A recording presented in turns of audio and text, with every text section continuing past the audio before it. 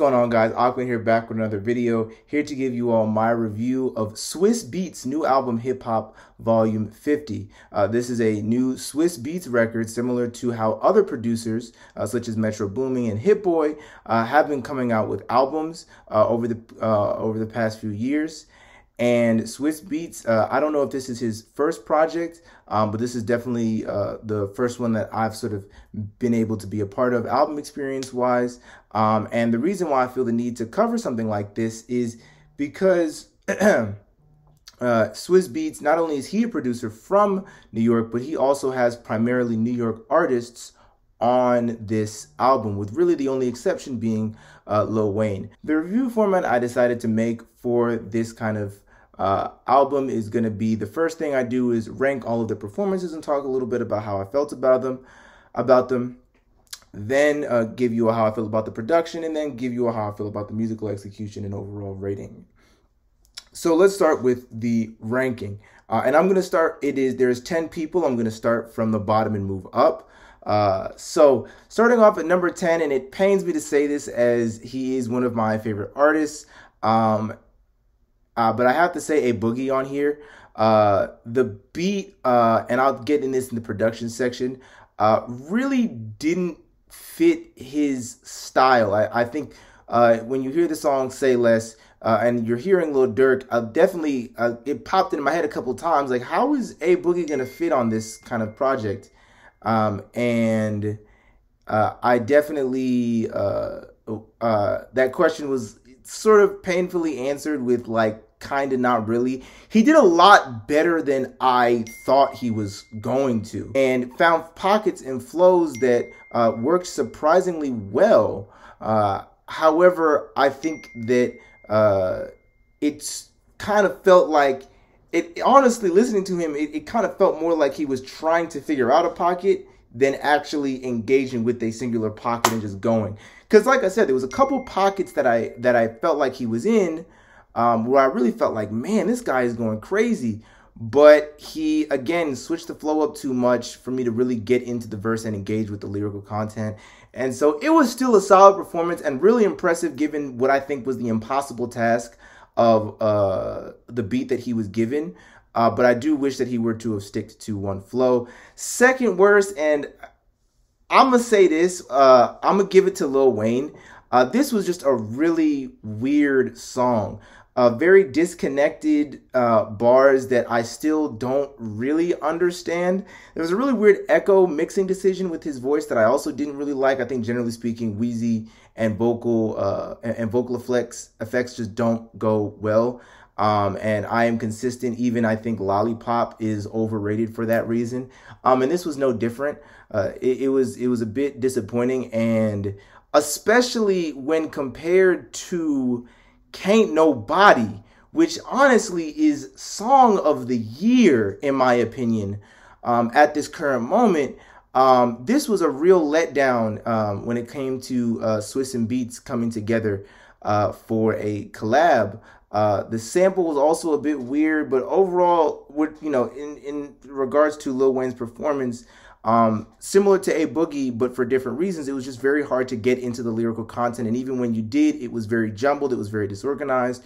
Still your customary Wheezy bars that you're going to have on a song. So it's still cool, but it was overall definitely disappointing. And I will say that I don't have this as my album of the year. However, I very much feel like if Can't Nobody was replaced, was put on this album instead of the Wheezy song we got, this would 100% be my album of the year this year. Next, we get into what I believe are the great performances. Starting off with, I think his name is Banda. And this was actually a bit of a surprise. He was on the Favi song. And I'm normally not the biggest fan of Bronx drill rap in general, just stylistically. I think that lyrically it's very void of anything beyond battle cries, and I really don't like the flow that they be using. But I think that he really sort of brought out the best of what Bronx drill has to offer, honestly. There was still a bit of that offbeat rapping towards the end, and I feel like lyrically he was still a bit more empty than I would have liked. But he definitely had some interesting punchlines here and there. And for the first half of the verse he was on, he really rode the beat well, and it overall made for a pretty enjoyable experience. Of course, that aggressive vocal tone over a beat like that is always enjoyable to hear. And I really appreciated what he had to offer. One of the things also I feel like should be mentioned is that obviously Lil Wayne is lyrically more impressive than Banda, but I'm sort of encompassing more than just their lyrics, right? I'm taking into account how well they fit on the song. But going back to Banda, I really feel like in terms of Bronx Drill features, this has been one of my favorites. And he definitely, I think that this was the best you could really ask for in terms of giving us, Bronx Drill style content. And I don't know if he's specifically from the Bronx. I just mean the musical style that has come from the Bronx Drill scene. Next, I believe we have, his partner in crime on that song, Fivio Foreign. And I think both let down and sort of brought up, and you'll see this come up more in the production section, but I was really hoping that a drill beat could be made for these two guys to really rap over. I understand pushing people out of their comfort zone, and it definitely felt like somewhat of a merge between Swiss's style and the drill. It's definitely felt like the closest thing that Swiss could get to drill, but you could definitely hear that Favi felt a little bit out of his element flow-wise, and so he engaged in a lot more typical trendy flows, as opposed to the flows that I think that I know him for and that make his punchlines hit as hard as they do. That being said, the bars were still really, really great, and he eventually did find his footing on the song. And while it's not exactly my most played song from the record, I do feel like it was the best that Favi could have done on a beat like this, given his current comfortability with non-drill beats. And like I said, he still offered great punchlines, and he was still able to provide us with an overall entertaining verse with ad-libs out the wazoo. So overall, like I said, solid verse, really enjoyed it. The second to last person I'm going to put in the great category is the final drill artist I believe we have on here, that being Lil Durk. And I was very, very surprised. Lil Durk is the only other artist not from New York, I should say, by the way. I was very surprised to see how well he slid on this beat. The mixing felt a little bit weird. I'm mentioning this with a couple artists, but the mixing felt a little bit weird on here. His voice felt like it was unnecessarily quiet. But it kind of almost added to the sort of spooky delivery that he had throughout this song. He came with very aggressive bars, very aggressive flows, and that customary Lil Durk drill sound that we sort of really come to enjoy here on this channel. And overall, I think that he definitely found a way to fit in the pocket far better than A Boogie on this song in particular. And given how the difference in the generation that you have between Swizz Beatz and Lil Durk, I think this was the most impressive truly new school artist approaching an old school style of music. And I 100% applaud Lil Durk for that performance because I think it was really, really strong. Going into the last person in the great category was Nas. Overall, I thought this was a really solid opener to the album. Nas dropping some great bars here and there, as well as a cool little sort of story time lesson about his life as a younger person and what that was like. I think that generally speaking, whenever I hear older rappers talking and giving advice, I think that's one of my favorite ways that they can bring value to hip hop in general. You hear this a lot with Benny the Butcher. You hear this a lot with the Mickey Fax record. You even hear this nowadays with Kendrick Lamar, where you have these rappers who are coming from their position of already being great, breaking down some of the advice that they have for the younger generation. I think that's always super great to hear, and you could definitely hear that throughout his verse. Flows kind of felt like something off of King's Disease. And like I said, the verse was a little bit disorganized overall, and so I wasn't super crazy about it or anything like that. It's definitely not a mind-blowing Nas verse or anything like that. But for Nas, it was a standard performance, and I think that standard Nas is a great rapper. So yeah, great for Nas. Now we're going to get into the amazing category.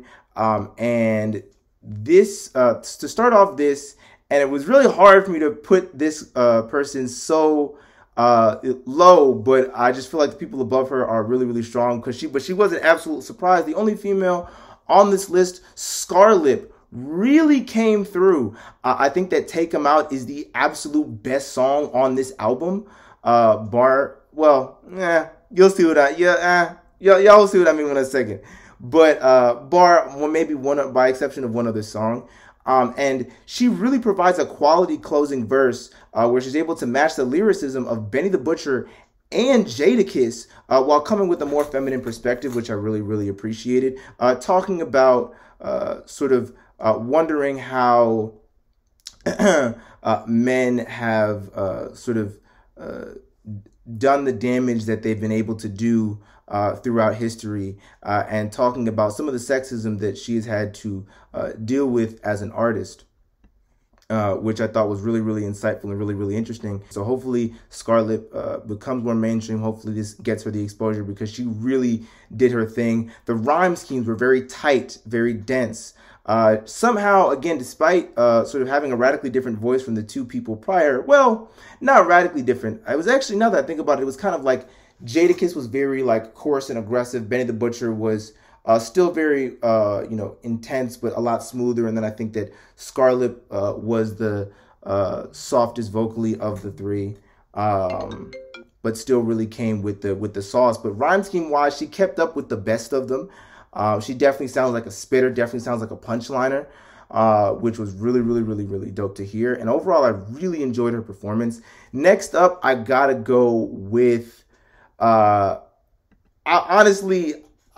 call it a cop out. I'm sorry, I can't really pick, but I'm between Benny the Butcher and Jadakiss. On one hand, I feel like, let's talk about Jadakiss first. Jadakiss, this compared to his offerings on New York by Roddy Rebel, definitely taught me that like artists need to be used properly, right? The talents that artists have need to be handled properly. And I think that compared to on New York, which was a very smooth song, which was a very luxurious sing-songy track, this was a very sort of gritty, dark song, very old school hip hop-esque. Swiss Beats, of course, known for using those old school hip hop and just general speaking samples as opposed to vocal samples throughout his career. And Jadakiss's voice just really comes through and adds that added level of like grit that you needed to this beat. Bars were really, really solid too over the course of the album. Just super, super solid punchliner rapper coming through and giving a stellar performance. Now going to Benny, I feel like while his voice did not fit on the beat as well as Jadakiss's, which how could it? Because Jadakiss, I think, was literally made for that beat. I think quotables and punchline wise, Benny was a bit of a step ahead. And I think it's always impressive to me when I see Benny the Butcher on songs with these older rappers. And I know that Benny the Butcher is an older rapper as well, but I think that he hasn't been in the limelight for as long. And so people are sort of just getting introduced to Benny the Butcher, and to see him really spar with these older rappers and beat them oftentimes. I don't know if he beat Jadakiss. I'm not going to get into that debate. You can pick between the three who you think is better. Let me know down in the comments. But to really spar with these older rappers lyrically and say, you know, if y'all are gonna show up, you know, y'all gonna have to show your shit, right? Or else I'm gonna catch you. It's always dope to hear Benny the Butcher with just so many quotable lines. Really, really enjoyable. Overall, like I said, Take 'Em Out, in my opinion, is the best song on the album. And last, we got to get into what I think is the best performance on the album with Jay Electronica. What can you say about this performance? Oh my goodness. Complex, dense Muslim raps coming from Jay Electronica, talking about his output in the game and what he's done so far and how much he's accomplished. giving gritty stories about what it was like coming up in his environment, as well as explaining his faith in a way that is both approachable and interesting and engaging. Super, super strong. His voice went perfectly with the song itself. And again, with just like Jadakiss, I felt like his talents were so well used on this project. I really, really appreciated what he had to offer. And overall, I just really, really enjoyed his performance. And the reason why I think that, for me personally, he really gets the top spot is because he changed my opinion in real life. Okay. He really changed my opinion in real life. One of the videos, I think, as YouTubers, we have videos that we love that we made and videos that we hate that we made. And one of the videos that I have a very love-hate relationship with is the Crowning the Kings video that I made, because while I did do a lot of research, there was also a lot of research that I needed to do. And definitely a retcon of that video will be coming in June and also in December. But I definitely feel like I got a lot of stuff wrong on that. But one of the things that I am now so ashamed of saying is that Jay Electronica did not deserve to be in the top 10 of New York artists because he didn't have the requisite output. And I think the biggest honorable mention goes to Jay Electronica, who I was heavily considering putting on this list, but ended up deciding not to, just because I feel like I didn't want to overvalue just catalog and just albums, especially when he's only dropped one album. And given that he hasn't really dropped any features or impacted the current landscape in the same way as other artists. And I was just wrong. I was just wrong. And on this song, Jay Electronica alerted me of the output that he has on albums with Fly God, Westside Gunn. He had that song with Russ, and on Donda, y'all. He was literally on Donda. How did I miss this? As well as dropping one of the best albums with a written testimony this year. But yeah, no, he definitely showed up, and now we can add this to the bucket of his output as well, of just incredible verses, just so much consistency. Whenever he pops out, it's just so incredible. And overall, yeah, I feel like he had the best performance for the lyrics, for the delivery, for how well he rode the beat. He just really killed his joint on here. And like I said, he changed my opinion. Definitely expect to see more Jay Electronica discussion and more Jay Electronica in ranking videos in the coming months. And I don't exactly know where to put him with this new information, but definitely expect him to be in the new top 10 list coming out, in December of this year. With that being said, going into a little bit of the production, I was going to give it an amazing, but I'm going to go ahead and actually knock it down to great. All of the beats were really, really enjoyable. And as standalones, they were all very, very strong.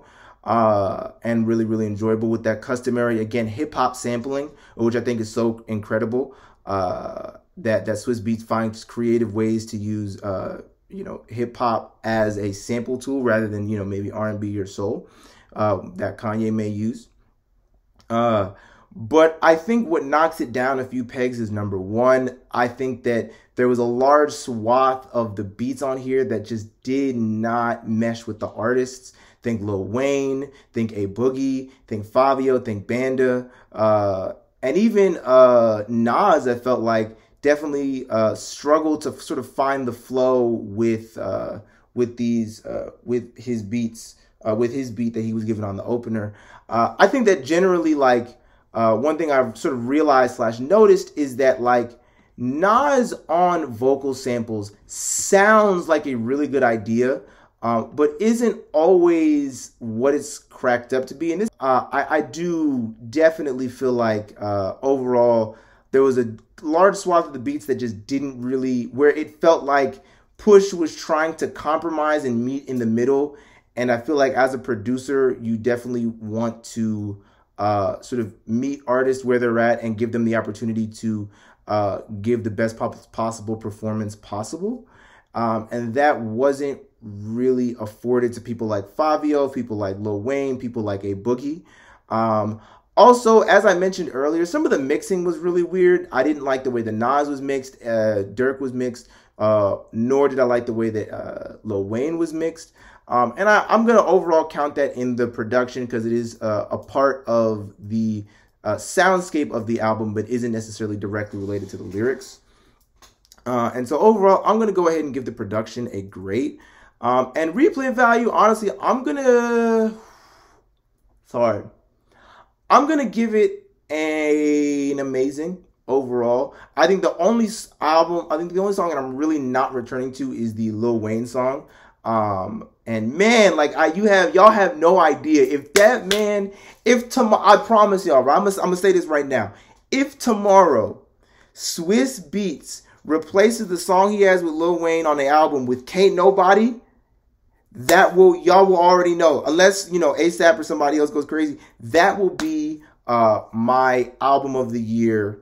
Absolutely, because I think that that was the only flaw on the record, and replacing it with what I believe is the song of the year, and you have DMX on it. It's another New Yorker. I don't know why. I really wish Swizz Beatz would have put him on the song, put that song on instead of the song that we got. But overall, I would say it's amazing because I think that I'm pulling pretty much all the songs off of it. And while I don't listen to, say, the Favi song as much as I listen to Hot Sauce that came out recently, and I maybe only listen to the first half of Say Less, I still feel like it was a solid album. And the stuff that I am getting on here, Runaway, I think it's called Chaos, I am playing the hell out of. And even though this is such a small album, I am getting a lot of play out of it, so yeah, overall really enjoyed the album. With that being said, please subscribe. School is almost over for me, y'all, which means that I'm going to be getting back to you all with the daily content in a couple weeks or so. I really have missed YouTube a lot and having the time for YouTube. I definitely want to hit 200 subscribers before the end of the year. Thank you all so much for 50, by the way. I really appreciate it. And so, yeah, with that being said, I hope y'all enjoyed the video, and peace, y'all.